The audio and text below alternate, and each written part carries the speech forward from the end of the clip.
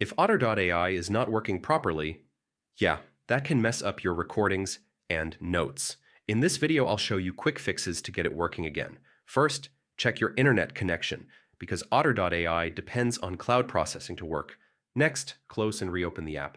Yeah, sometimes a simple restart fixes most issues. Now, check your microphone permissions. Without mic access, recording won't work. Make sure you're using the latest version of Otter.ai. Updates often fix bugs and improve performance. Check your account. Yeah, if your plan has limits or expired, some features may stop working. If it still doesn't work, reinstall the app or try another device.